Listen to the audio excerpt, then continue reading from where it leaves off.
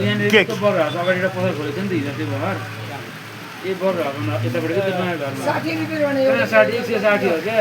60 रुपैयाँ ल के भन्नुभयो अरे तपाईँले 60 रुपियाँमा भने पौडेल बुढालाई कति रुपियाँ यदि त्यो पसल 60 रुपियाँमा सामान दिएर त भने म उसले 500 रुपियाँ दिन्छु यदि 160 छैन उसले मलाई 200 मात्रै दिने हुन्छ ल हेरिदिनु पर्दैन 200 दिएको त ल हो यो प्रुफ भयो भिडियो गरिसकेको छु दिने हो दाइ तपाईँ ल लु जाउँ त्यो अहिले जाम होइन जाउँ, पानी लु। नआउने बित्तिकै अँ अब भित्रै छिर्नै पर्दैन हामीले बाहिर बोर्डमा लेख्छ 160 भनेर अँ। ढुक्का हो त्यति भाइ तिन बाहिर देखिन्छ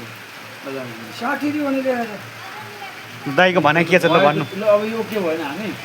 ठिकै तपाईँको पनि ठुलो कुरा भयो मेरो पनि ठुलो कुरा भयो होइन म अँ। के छैन म मेरो कुरामा अडिक छु बुढा पनि अडिक भयो अँ ठिक छ ल जाम हेरौँ होइन खबर ल पानी पऱ्यो अरे यति बेला पानी पऱ्यो सायद लोकेसनमै देखाउनु सक्छ यति बेला भाइ हो 160 हो कि बुढा तपाईँ नभए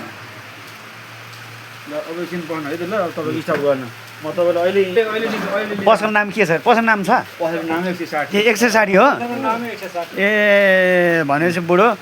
पौडेल दाजु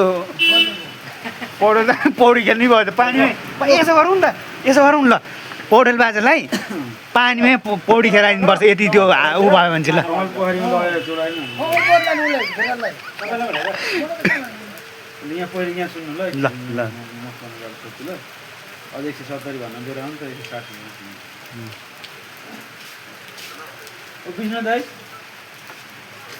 त्यो अस्ति नयाँ पसल खोलेको छ नि बजार हाउसभन्दा अगाडि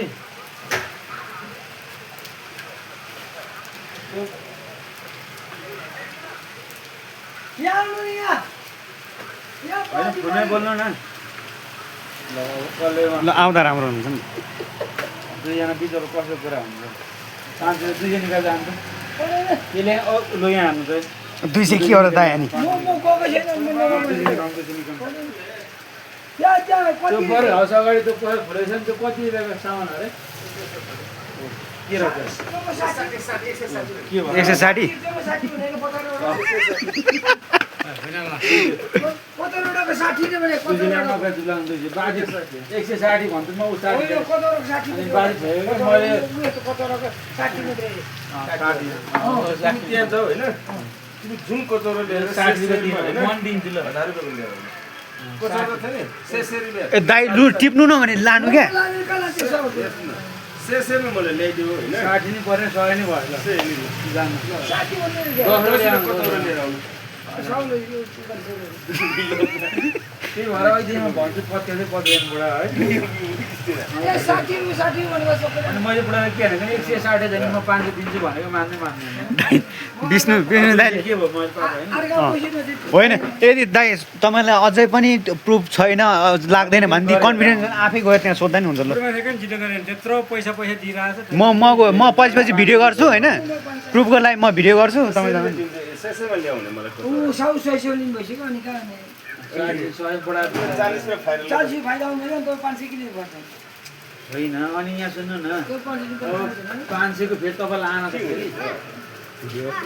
यहाँ भिडियो खिचिरहेको थियो तपाईँको यहाँ अब भरे फेसबुक जान्नु हो नाच्यो त्यही भएर म त ए मायावती एकरी यहाँ हाल्दो होइन हिजो बिर्सेछ त्यही त हिजो बिर्सेछ आज हालेर जाने विष्णु दाईको बिग होइन विष्णुको बिग पौडेल दाजु पौडी खेल्ने भएको छ होइन हार्ने भयो अब कमल कुवारीमा अनि यो साउ चाहिँ के आइरह्यो होला आउँछ अता त पैसा कमाउनु आयो पुग्यो होला त पुग्यो भाइरल पर्छ सबै निकालेर यहाँबाट दहीको भारी बोकेर असुन पुग्यौँ हामी यो एउटा पत्रकार बुढो हो क्या 3.5 बुढो होइन हौ भाइ भन्नु न पत्रकार यहाँ भएको कुरा गरिरहेको होइन कुरो ठिक हो क्या हामी तपाईँको गाउँमा हुँदाखेरि आधी घन्टा 1 घन्टा कुहिलो धानको भारी बोकेर हिँडेको यहाँ त तपाईँहरू सम्म छ भन्नु न हाम्रो त घर यस्तो उकालो यसरी हिँड्दाखेरि यसो गर्दा गरेर पढेर गर्दा हामी फोटो लिनु कोसिनाको धारा त पहिला धारो कति आज फोटो लिनु आउनु पर्यो भनेपछि पहिला दुःख गर्नुभयो दाइ मेरो यतिकै यस्तो भयो पनि कोही खर्पन दुःख त यहाँ सुन्नु न दुःख त अहिले यतिको त कहिले पनि गर्दैन अहिले हो किन होइन सबभन्दा बहादुर हो दुई त क्या जुरुकै खेत दुई हातमा हो होइन थाहा मैले सुनिसकेँ दाइको बारेमा दाइको बारेमा तिनवटा फुल ग्यास साइकलमा हालेर अगाडि साइकल दुई गोरा हालेर हिँड्छन् बुढाले के खानेहरू कहाँ हुँदैन धान सान रोपेर दिनु अस्ति धान रोपे बेला म आउनुपर्ने रहेछ भिडियो बनाउँथेँ नि कस्तो धान कोडेर धान कहिले उ गर्छ मलाई भन्नु है ओ के अरे नाम दाइको नाम पौडेल दाइ त्यहाँ भरेर उ गरे बेला मलाई बोलाउनु म भिडियो खिच्छु ल गोड्ने बेलामा अँ अस्ति मल हालेको नि बोलाउनु पर्दैन बुढा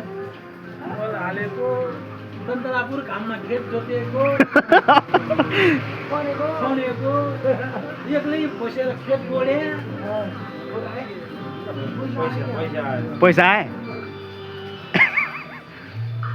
हेलो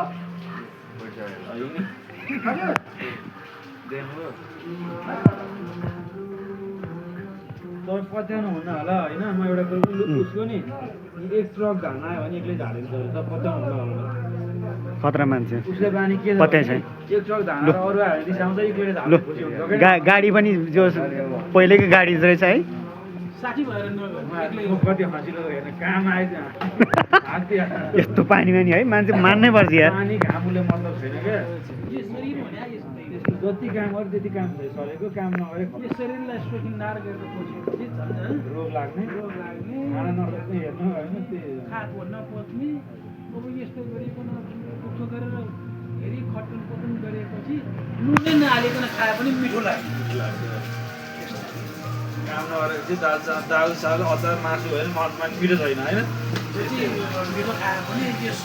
जिब्रोलाई स्वाद चाहिँ के नपुग्या अनि पनि ज्यानमा खटन पटन गरेपछि जे पनि मिठो